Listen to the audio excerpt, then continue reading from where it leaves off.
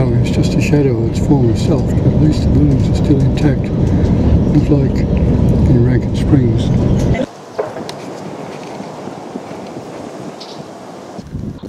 It is heartbreaking to see Matong and Rankine Springs knowing what they used to be. It's even worse to know that there are hundreds of places like them in Australia and thousands like them throughout the world. This headline appeared in our local newspaper, and now it is the cover of a book which is being written. This might be a bit over the top, but my research first uncovered 4 political decisions starting in 1970 which caused all of this devastation. Then it uncovered a number of solutions, starting with fixing the Australian dollar at 70 cents or some more appropriate value. If this happens, then we could be looking at dollars floating in from the sky. My starting point was our state member, but he dodged us during the political campaign, except for the initial meet the candidate. Having experienced that, my plan is to ensure that our federal member, Sean, does not escape being beaten by using the same tactic.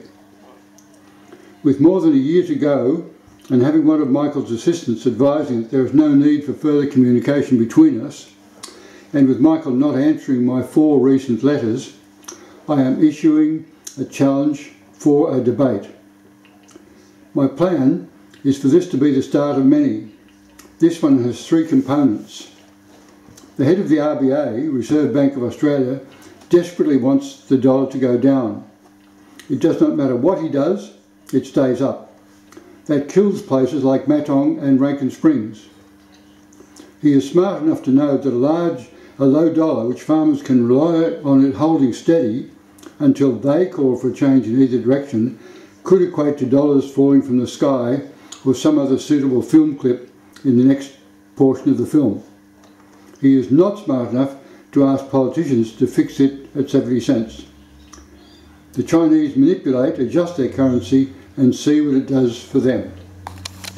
To prepare for the next debate with an overall plan to return our region and our nation to the growth rate which it had become used to, the second portion of this debate relates to what I feel is the start of the first political era which has put us into the situation which has both major political parties without a constructive forward plan. It began as a noble gesture.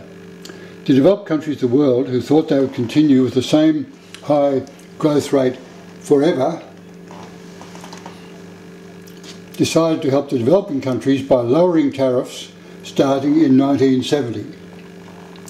By 1975, the process was confirmed at the Lima Declaration as a 25-year plan for developing countries to reach 23% of world production. The unforeseen consequences were that the GDP growth of developed countries started to droop, as shown. The late Lance Endersby developed this diagram, and I'm proud to be continuing his wonderful work. In 1996, Lance predicted that unless the process was reviewed, that Europe would collapse first. He predicted that the United States would follow, but that has been delayed by the printing of huge amounts of paper money, and that Australia would not have to follow them down if manufacturing and agriculture would remain strong. The paper money pack of cards could collapse at any time. Australia's manufacturing and agriculture have tanked since 1996. The third section of this debate relates to the diagram which is on page 13 of Who Done It, the last nail in the coffin of the Citrus family farm.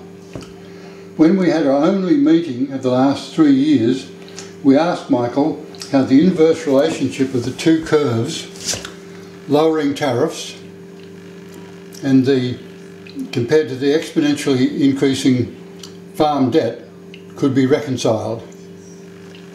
Michael's answer was the weather. I look to present a very different viewpoint in this debate.